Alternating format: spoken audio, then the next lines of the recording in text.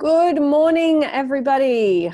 You are here with Agnes and Dan Haynes. Hello, Hi, Dan. everybody. All right. Hello there. Good morning, Agnes. Good morning, Good, everybody. good morning. We are both not far away from each other in the same time zone, and we've decided to get together to share a bit more of one of our favorite authors, Neville Goddard. And Dan's got some passages to read to us today, and we're going to dissect and talk about that. So what have you got for us today, Dan? Well, today I'm looking at Prayer, the Art of Believing, which is a good book. There's lots of really good stuff in this book. As I think I probably said before, some of Neville's more religious books can be a bit hard to fathom what he's saying. Still great stuff, but I just find them a bit vast and a bit daunting. Whereas these books are quite concise. And I'm looking at a chapter called Imagination and Faith, which talks a lot about like the combination of using your imagination and then using your faith to grow the seed, if you like. So what I'll do is I'll start reading some of the passage and then we'll sort of stop and talk through it, if that's all right with you. Yes. So chapter 3, Imagination and Faith. Prayers are not successfully made unless there is a rapport between the conscious and subconscious mind of the operator. This is done through imagination and faith. By the power of imagination, all men, certainly imaginative men, and women, I should probably say there, are forever casting forth enchantments. And all men, especially unimaginative men and women, are continually passing under their power. Can we ever be certain that it was not our mother, while darning our socks, who began that subtle change in our minds? If I can unintentionally cast an enchantment over persons, there is no reason to doubt that I'm able to cast an intentionally a far stronger enchantment. Everything that can be seen, touched, explained, argued over is to the imaginative man nothing more than a means.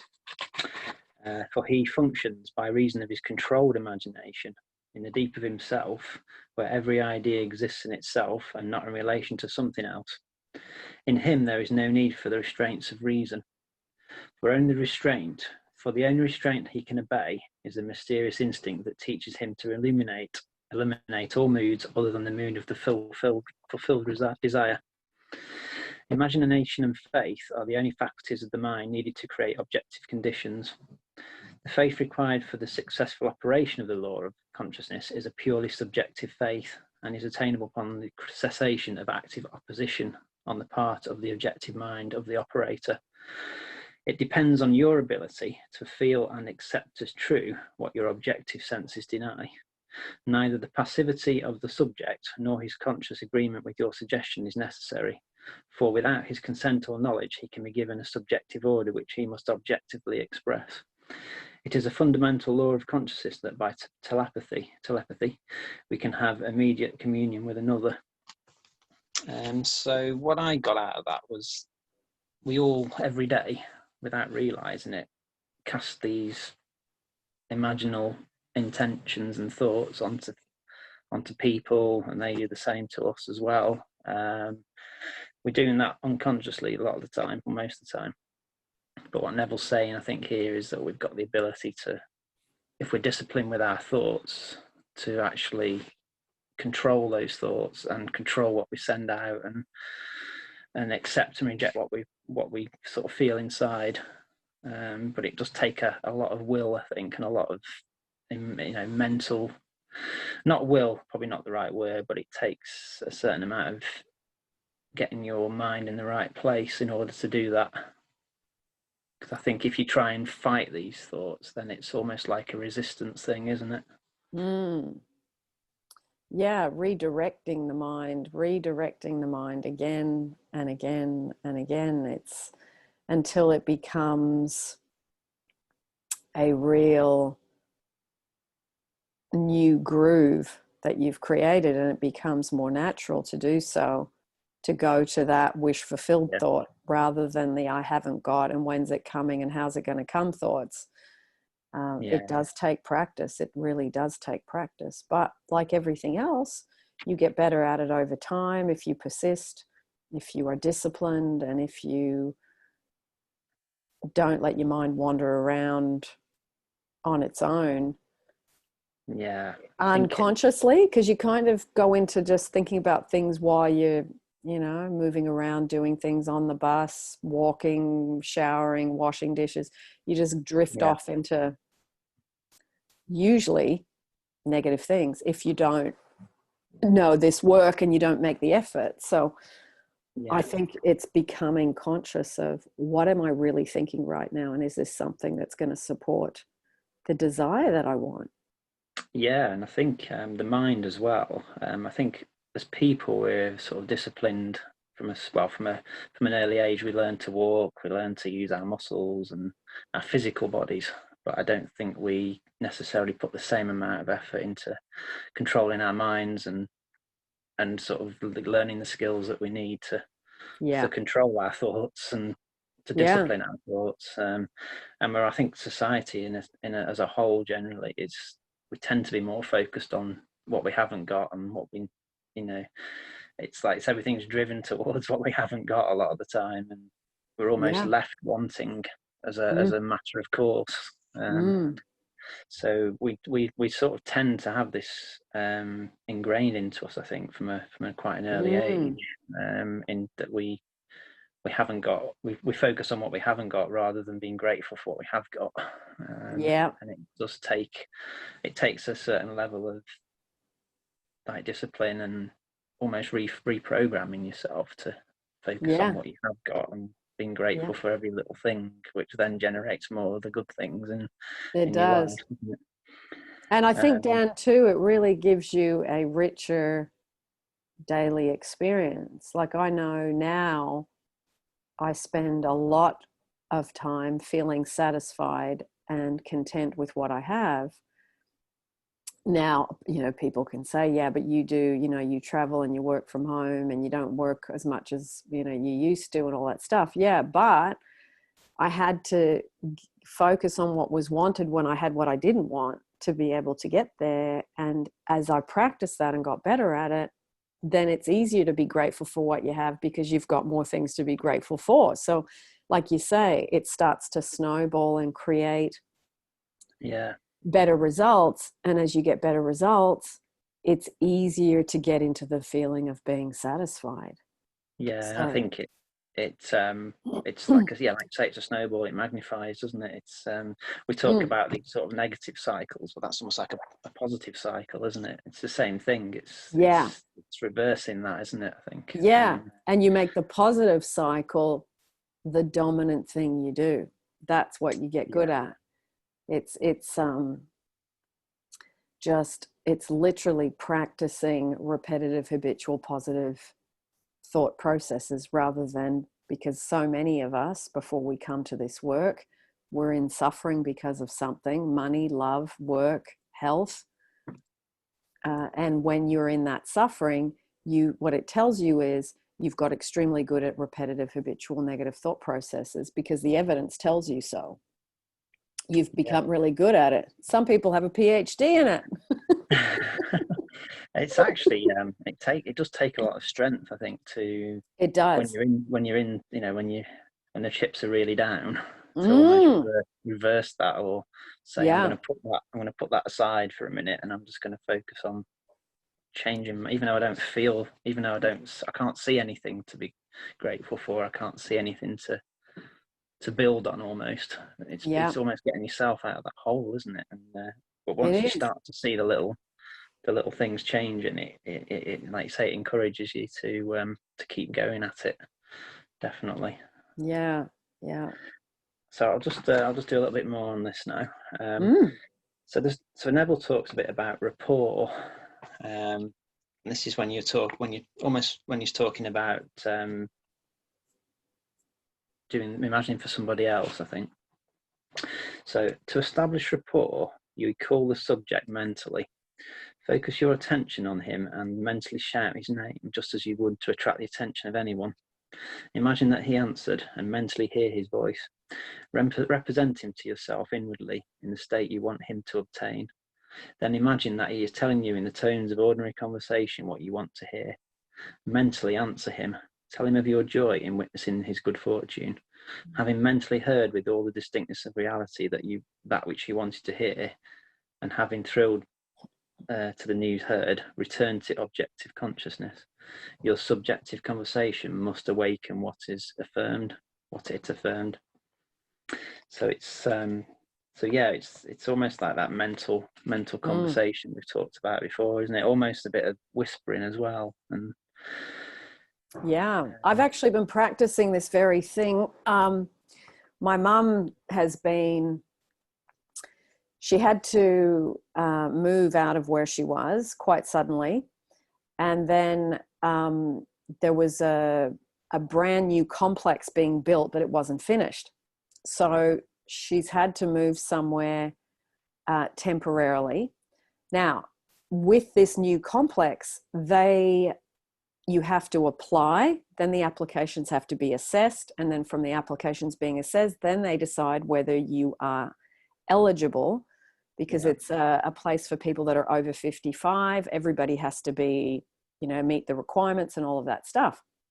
Anyway, it was in the exact place she wanted to live, and it was, a brand new building. My mum likes to not be on the ground floor because she's older and she feels safer being up in a security building. And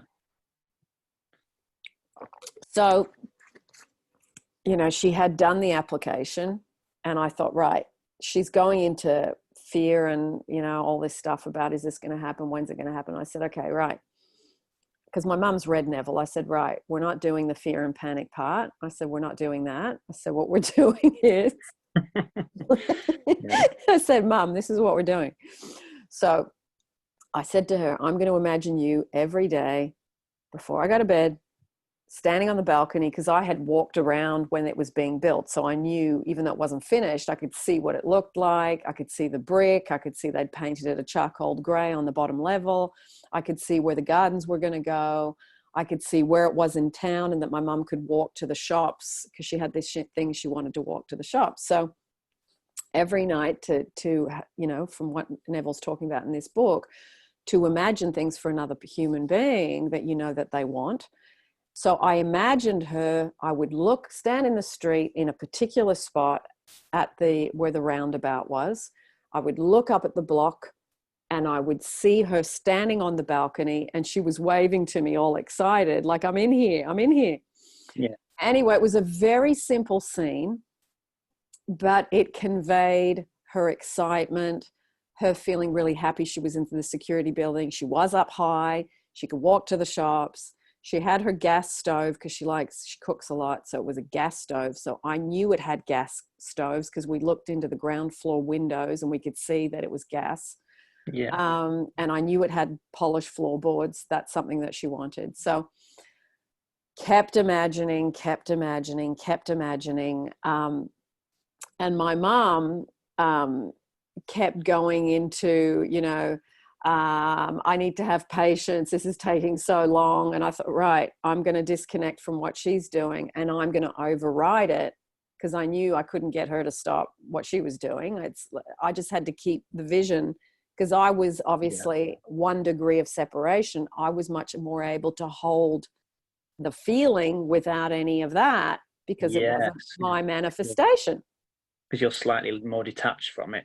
Yeah, and at the moment I'm in another country, so it's like I'm even more physically detached from it, as well as mentally and emotionally detached. So I we had a few conversations, and I said, Mum, look, you if you keep going into panic and fear of, am I going to get in, are they going to accept my application, if you keep doing that, you're going to delay this thing. I said, that. So I was a bit tough on her and said, stop doing that. Yeah. She said, yeah, I know. I said, knowing about it, that's all good, but you got to do it. I said, stop saying I know, and go to bed and imagine yourself waving to me on the street. So I got her to play the other part. And I said, like a dual scene almost. Yes. So I said to her, can you at least try something? She said, yes. I said, okay, the balcony. Yep. I said, we got to do this as 2 halves of an art. You imagine looking at me on the street waving, and I'm going to imagine you standing on the balcony waving to me. So we worked on these two parts. And yesterday she messaged me and said, I've signed the papers and I've got the key. So Wow. she moves in this week. But this has been, you know, just so people know, some things happen quickly, some things don't. This has been like 18 months in the making, nearly up to 2 years. This was because this had to be physically built. And, you know, it wasn't just one flat, it was a whole apartment block and 2 buildings with a garden in the middle. So, you know, the construction took time. But the thing is, it gives you time to solidify your end result. Yeah, it happens at the appointed time, as Neville says, doesn't he? Yeah. I know he does talk in other places in his books about the degree of faith and how much you're able to let go. Can actually make it manifest faster. But I think in other ways, it's almost in the timing, and there's lots of bridges of incident sometimes. Like like you say, the house had to be built and all that kind of thing. So sometimes there is just practical steps which have to sort of play out first, I think, before the manifestation comes. Yeah. And One I think thing too, Dan, the in the middle of all this, COVID hit. That delayed the building because the tradies weren't working. In those first 3 months, as we know, globally, it was a mess. No one knew what to do, and everything just shut down so quick. So this is probably a 3-month delay because of COVID, and then there's the delay because of fear, and then there's the delay. But I thought, you know what? I know my mind's strong, and I know I'm really good at focusing, and I know I can focus for her. And I'm going to make this my imaginal scene until the energy breaks and this cracks. We crack this. So this has been my only imaginal scene for months and months and months. For the last year, I've been on this for a long time. So I said to my mum, oh my God, I don't have to imagine this anymore. I said, what am I going to do? I'm going to find something else. So, but it's so weird when you've made something a routine for so long with such pinpointed focus and incredible faith and intensity, to just whoosh, like all of a sudden it's like I feel like, wow, I'm free from that. Yeah. It's that laser pointed, laser guided sort of manifesting, isn't it? You put all your concentration on that one small point. I can't remember if it was John Caron who talked a bit about focusing on impressions. That was it. It's almost like you're putting an impression on the reality or on the field, if you like. That concentrate, and the degree of that concentration is almost eventually, if you just putting that pressure on all the time, eventually it will break, and you'll see the results, I think. One thing I did sort of pick up on what you'd said, and what Neville says actually in this chapter is about it's almost like you were saying before, if your objective mind can sort of, for you, if you're trying to manifest something, I think your objective mind can almost get in your way, because you have sometimes got that degree of attachment or that degree of urgency towards what you need or what you're after. But I think when somebody's imagining for you, it's almost easier because, like you were saying, they have that degree of separation from it. And I know Neville talks a little bit in this chapter about what he calls reverie, controlled reverie, in the sense that you're imagining for somebody, but they're not actually aware that you're imagining for them. So their conscious mind isn't aware of the thoughts that you're transmitting, the thoughts of manifesting, or the imaginal thoughts that you're sending to them, because it's been sent from your subconscious to their subconscious. It's bypassing their objective mind, whereas if they were trying to do it for themselves, they would have that objective guardian there, if you like, of rationality and reason almost getting in their way. I'm just getting attacked by a huge wasp here. I can't. If I suddenly disappear, it's because I've been attacked by a wasp. Do you want to let him out? Yeah, could I? Okay, I'll pause this. continuing on, Wasp has been removed. So Yeah. where were we? And Dan's still alive and hasn't got Yeah. whatever, toxicated or whatever. It's suffocated by a wasp. That's it. So yes, so I think what we were saying about when you're imagining for somebody else, it's sometimes easier because you haven't got that objective block that they would have if they're trying to manifest for themselves. Yeah.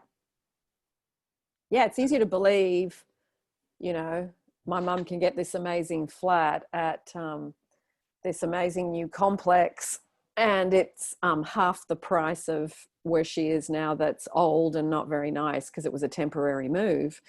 It's very easy for me to believe because I just think, well, why not? It's within the realm of, you know, if she was 25 trying to get into an over 55s place, I probably wouldn't be able to believe that. But Yeah.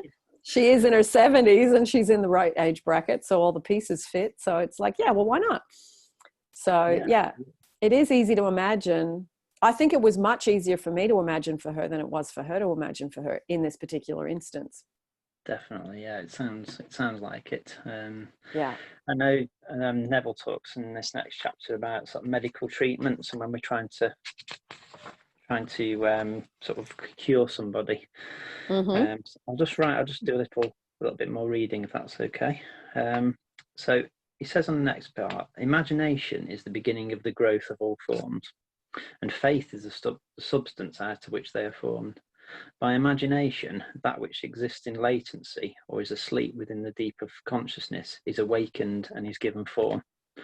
The cures attributed to the influence of certain medicines, relics, and places are the effects of imagination and faith. The curative power is not in the spirit that is in them, it is in the spirit in which they are accepted. The letter killeth, but the spirit giveth life. So yeah, I think in some sort of religious circles they talk about relics, don't they, and sort of saying that, you know, certain relics can cure people. But what Neville's saying here is it's the belief that they're going to cure them that actually cures them. It's almost like they believe the relic will cure them, but actually it's really their subconscious mind accepting or that they're going to be cured because they actually believe they're going to be cured because of the relic. Well, I can't remember who it was. It might have been Florence, you know, talking about people believing in the rabbit's foot. You know, they used to have the little rabbit's foot. And then there's the dream catchers, you know, people believe in those. And, you know, there's so many religious icons and statues and things that people believe in. So, yeah, I agree with you. And that's, you know, if that's a thing you believe in and it works for you, you know, nothing wrong with that. But yes, it's looking beneath it when you really see that it is actually not that thing out there. It's got nothing to do with the out there. It's got to do with the in here. Yeah. And I think there was a story in Florence about walking under a ladder. I think it was. There was a story about the woman who was scared of walking under ladders or something. Because she thought something would happen if she walked under the ladder. And I think she made herself walk under the ladder and say that it's nothing to do with the ladder. It's what I believe, and I believe I'll be fine or something. And nothing happened, and it was almost like that. I think it's all coming back to me now. I think she had a fear of going under a ladder, so she was always trying to avoid going under a ladder. And then I think what Florence was saying was sometimes if you face the fears head on, then they actually disappear from your path. So she went down this street thinking she would have to go under this ladder, which she was really afraid of, but she sort of made herself do it anyway and said, you know, I'll be fine. I believe I'll be fine. And when she got there, the ladder had gone or something and she didn't have to do it. So it was almost like, do you remember that story? I do remember that story. It's, it was a powerful thing because the ladder is harmless, just like black cats are harmless. You know, people have the superstition about black cats. And, you know, it's funny, I've forgotten about this, but years ago, when I was married, I used to, my husband at the time was into the North American Indian cards, which was animals. Oh, yeah. And in the cards, the animal would be a symbol of something. Now, the owl was the card of deception. Now, I remember in those days, I used to, pull cards, and I was into those things. These days, I'm not. But at that time, I remember I pulled the owl card quite a few times, and I thought, oh my God, I went into all this incredible, intense fear and panic about what's going on, who's going to deceive me, who's going to deceive me, who's going to deceive me, with intense focus mentally and emotion. Yeah. Now, at the time, I was living at the end of this road, and it had lots of trees, and it was on the edge of a national park. And I was driving home one night, and all of a sudden the lights picked up something on the road, and it was a whole, I don't know what you call a flock of owls. Like there was about 4 or 5 babies, and the mother had swooped down to protect them. And I could hear this intense owl, freaking out because she was trying to protect her babies. Anyway, I stopped. The babies left. The mother then, left. And I thought, oh my God, if I'm seeing like 6 owls, what the heck is going to happen to me? And I couldn't sleep or eat for days. Anyway, not long after that, I found out that my partner, my husband, had been having an affair, and that the whole marriage basically collapsed after that. Now, if you look at the behind the scenes of all of this, it wasn't the owls. It was my enormous fear and panic and anxiety, and I was marinating in it for days. And then the whole relationship exploded. So the owls are a beautiful bird and are very, innocent in all of this. But it was my belief in the owl at that time that really created, I was going, look, I knew this was going to happen. I knew this was going to happen because I pulled the cards. I saw all these owls. I knew something bad was happening, but it wasn't, that was all innocent. Yeah. It's what I did with it. Generated. Yeah. I tortured my own self badly. I think, with sort of the same, I think Florence talked a bit about curses as well. It wasn't the actual curse that does the curse. It's the feelings that it generates and the fears that it generates that actually generates the manifestation of the curse. So when you look at the mechanics of that, Dan, once you see the mechanics of that, you can go, okay, now I get that. It's not the owl. It's not the rabbit's foot. It's not the dream catcher. It's not the relic. Yeah. It's me and my belief system. Now, it's what I'm thinking about this thing, and it's what I'm feeling about this thing. Now, if that's the case, I can rewind this back and use that whole concept in a positive way. What if every time I see, I don't know, a silver and white feather, that I get this rush of excitement because I know I've got this huge manifestation of something I really want coming? What if you actually transform, if you still want to believe in external things, that you start finding things that make you feel this intense elation, amazing anticipation of a manifestation? If you still want to believe in external sources, that you transform your negative beliefs about them into something positive and then make them work for your benefit. Like a lucky charm, for instance. Yeah, if you want to still, I find these days I don't believe in any of those things anymore, but you have to transit from where you are to, you've got to sometimes do it in stepping stones until you fully let go of external things. And you may not want to let go of external things. There's no right or wrong way. I mean, I don't want to be dependent on external systems of any description or any items of any description. Absolutely. But that's taken years to get there. And using it as a good positive stepping stone is maybe a way to move away from those experiences that, like that were extremely unpleasant. Yeah, and I think in a way it's a positive thing either way, in the sense that it's showing you that you have that power. The power's in you. It's not in the thing. It's in you, which is an empowering thing in itself. Because once you realise that, you can, like you say, you can transmute that to a good thing. Yeah.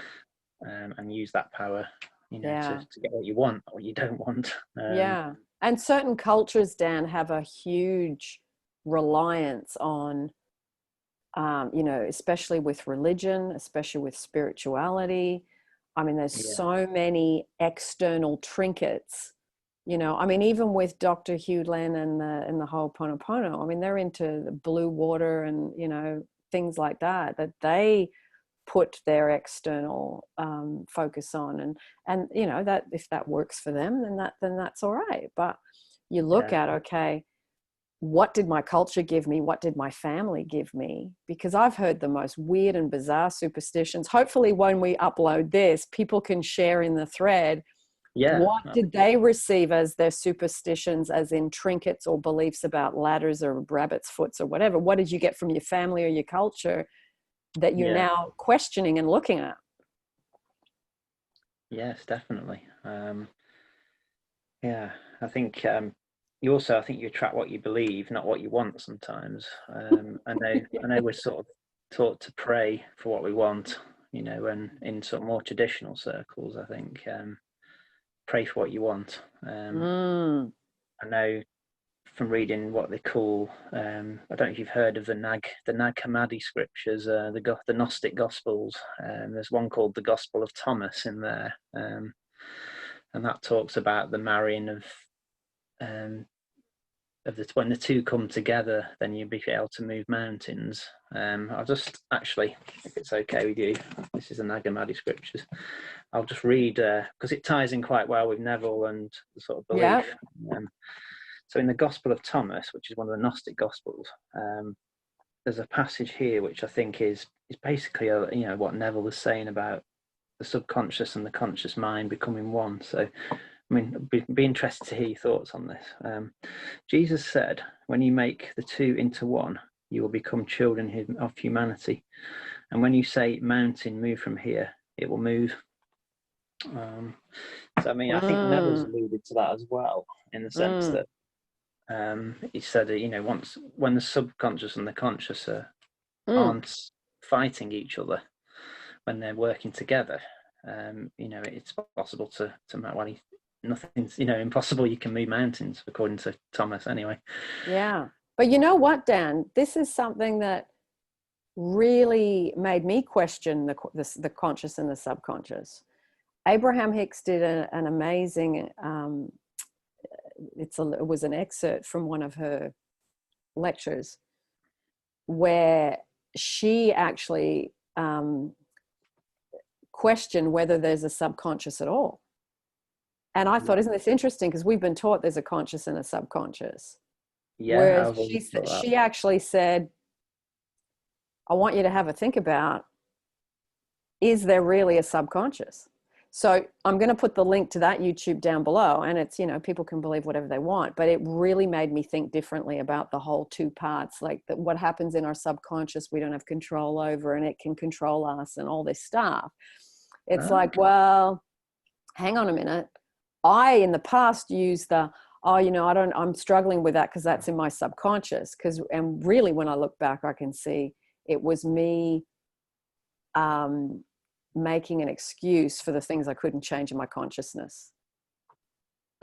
Yeah. Now, it gives you power back, doesn't it? Really, that. Yeah. Now, whatever people believe is again up to them. We're just, tossing up things. But I will put the link down below to that YouTube because it totally made me change. Hang on a minute. Why do I believe there's a subconscious and a conscious? Because I've been taught that and I didn't even question it. So it really turned the whole 25 years worth of believing in the subconscious for me totally upside down. So do you not believe in the subconscious then, or not so much? No, I don't really. I think it's an easy way to just not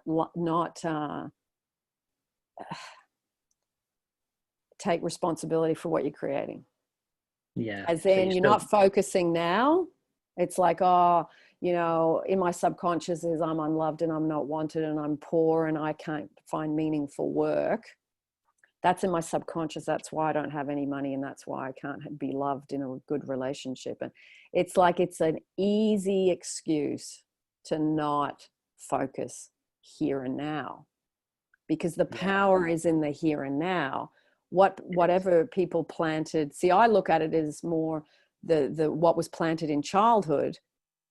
It's your childhood stuff that's kicking your butt today. But once you know what's in your childhood experiences, you can unravel and offload the emotional baggage you're carrying from the childhood stuff. And then you can set yourself free as an adult. That line of energy that's still stuck. I'm struggling with relationships today, or I'm struggling with money today. That line of energy that's still alive from the past, as Neville says, the past is still alive. If you clear that stuff, you can rearrange the present to be different. You're not a slave to your childhood unless you keep doing the same things over and over and over. And when you do things over and over and over is when you are not consciously looking back at what happened. You're just living on automatic pilot. But once you take the automatic pilot button off and you go, you know what, this is happening in my bank account today. Why have I got minus £10, minus $10 in there right now? What have I got going on? Ooh, okay. There's not enough. There's not enough. There's not enough. There's not enough. I'm not deserving. I'm not deserving. Okay. Where did that come from? That's not in my subconscious.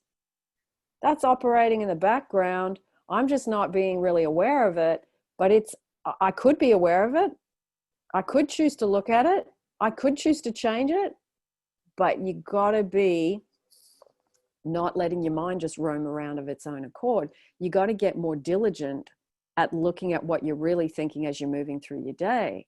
So, and it's okay if it's something negative. I've got a fear because my dad lost his job when I was 10, and then he didn't work for 3 years because we were living in a country that had a whole bunch of snow, and he used to work outside. It wiped out his whole employment.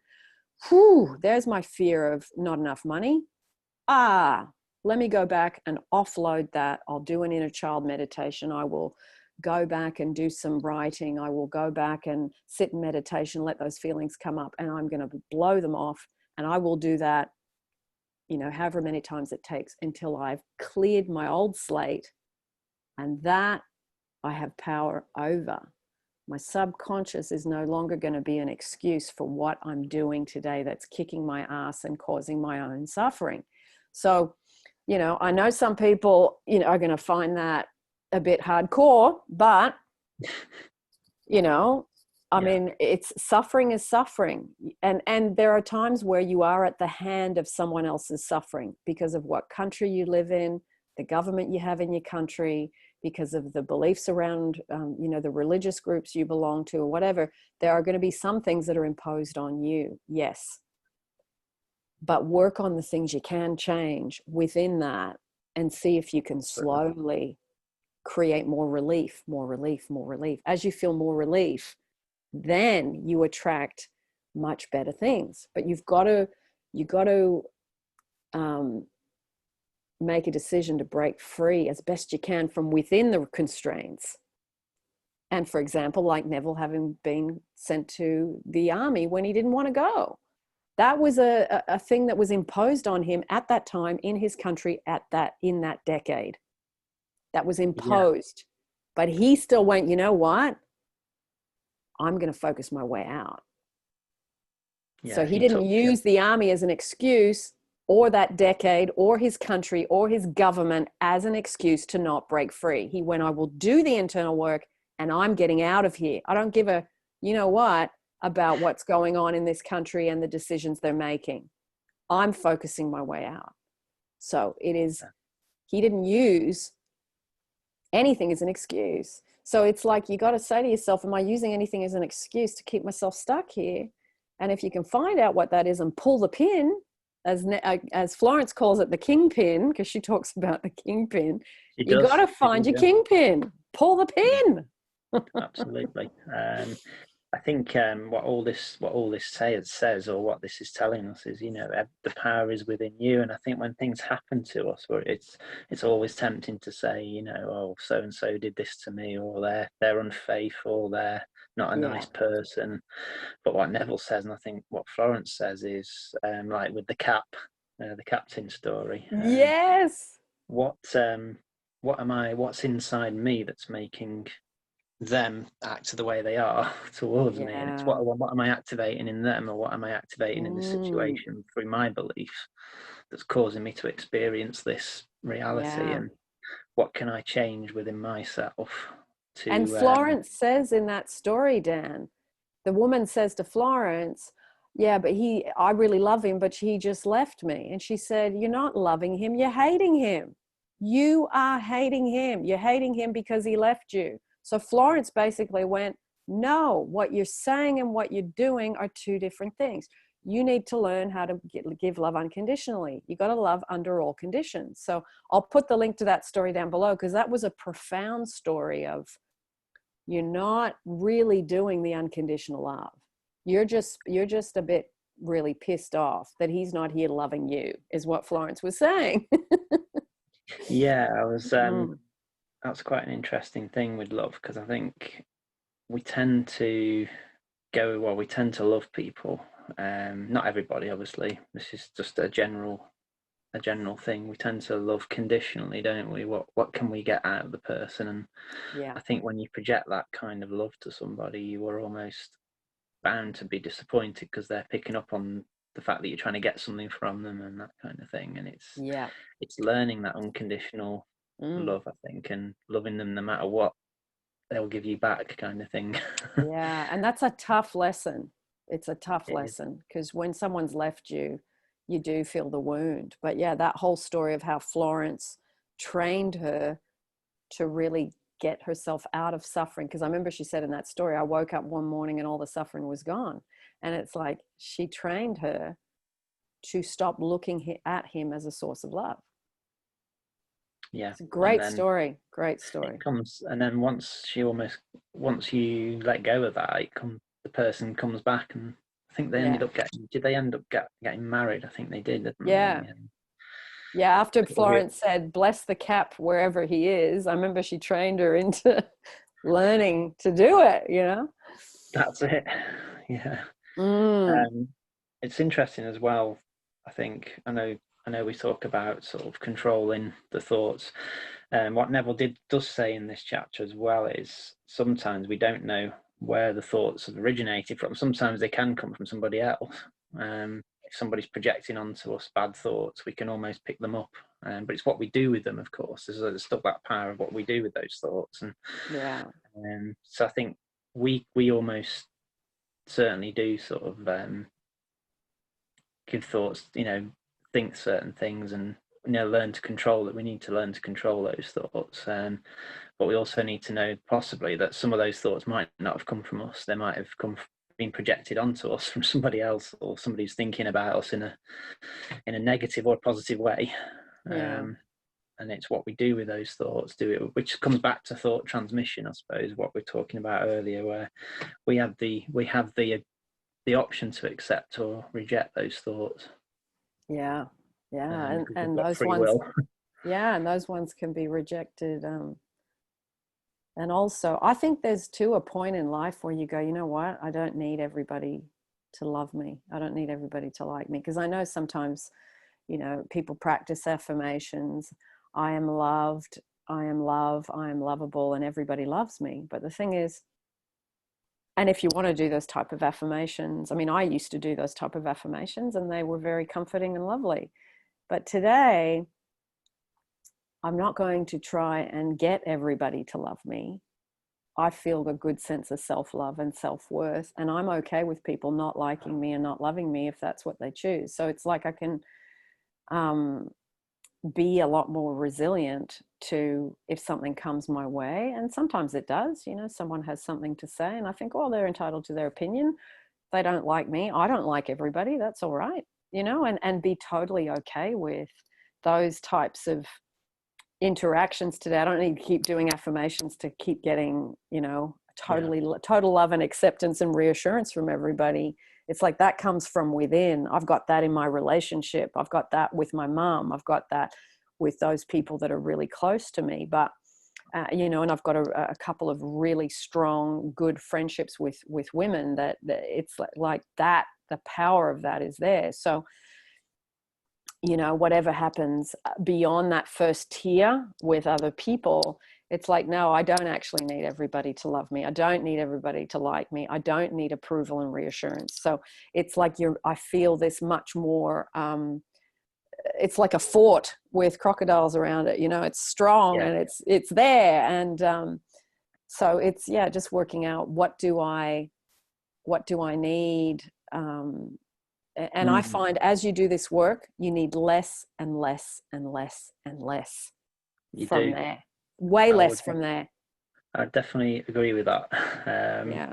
Because I know from my own past, you know, I spent a lot of years, wasted a lot of years really trying to sort of get approval and get people's love and all that kind of thing. And yeah, as I've done this kind of work, I've realised that I don't need their love. I've got my own love. I've got my own self-worth, and I've got that from my own sort of meditations and affirmations, and you know, just generally, I think you just evolve through doing this kind of work to realize that self-love is the most important thing, and once you've got that, everything else will start to fall into place anyway.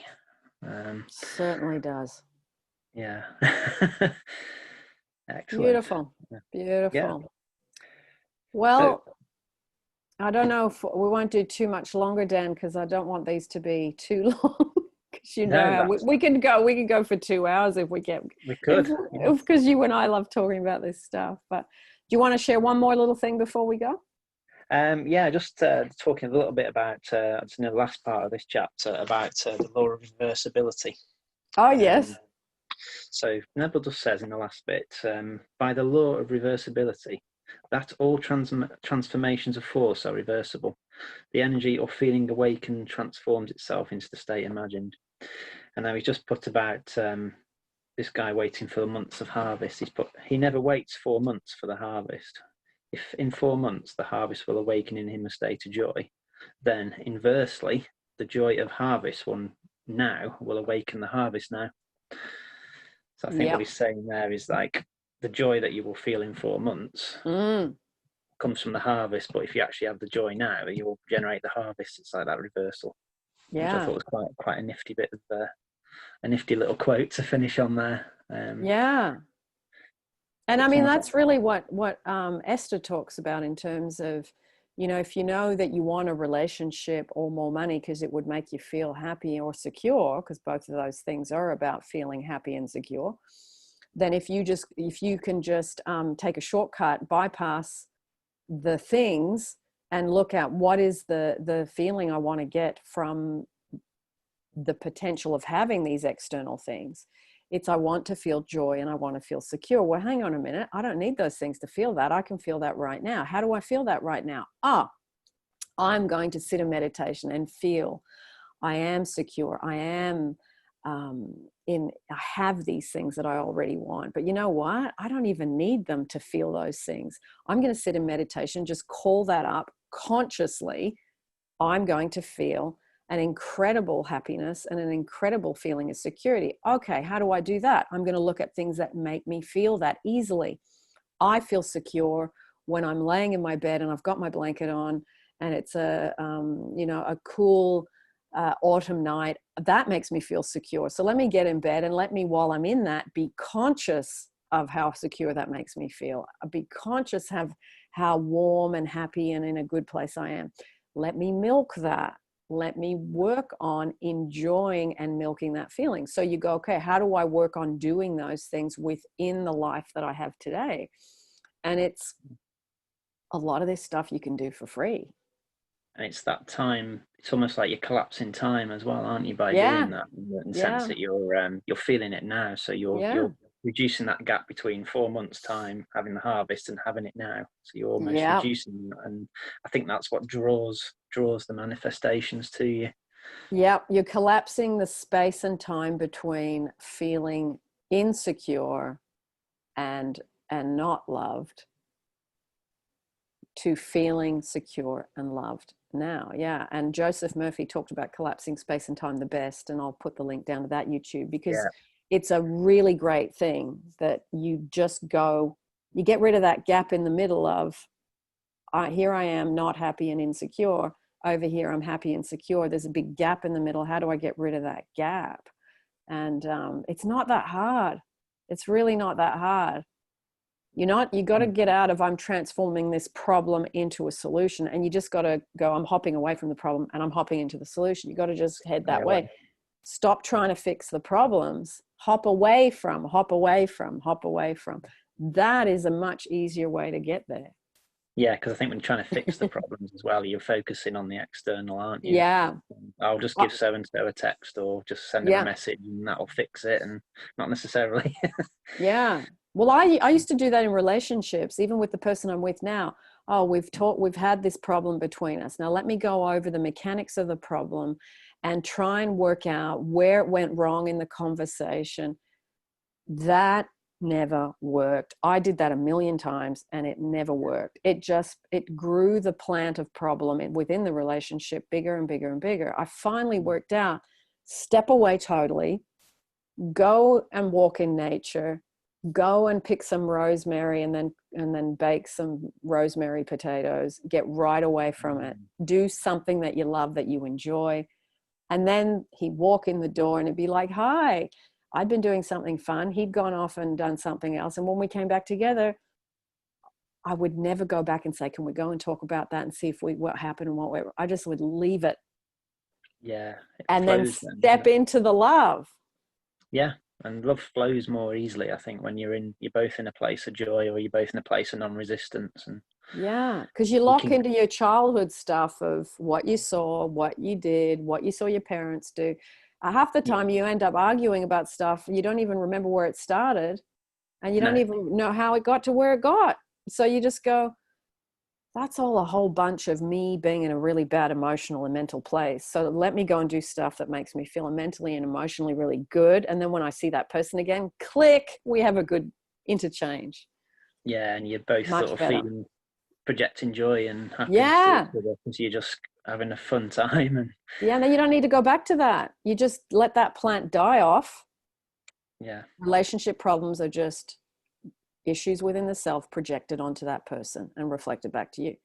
So if you just correct what you did by getting yourself out of that horrible mental and emotional place, and then you go off and do good things, come back, you've injected this really good water onto that plant of this relationship's lovely. It gets better and better. I love how we understand each other. I love how this works. I love how we have good timing. Oh my God, we have so much fun and we laugh a lot. You're watering that plant will grow and become this amazing thing. Yeah, absolutely. Yeah. Good conversation, Dan. Thank you, Agnes. It's been interesting. Oh, it's such a good chat. I love where we go. We'll go off on all these side salads to the main dish.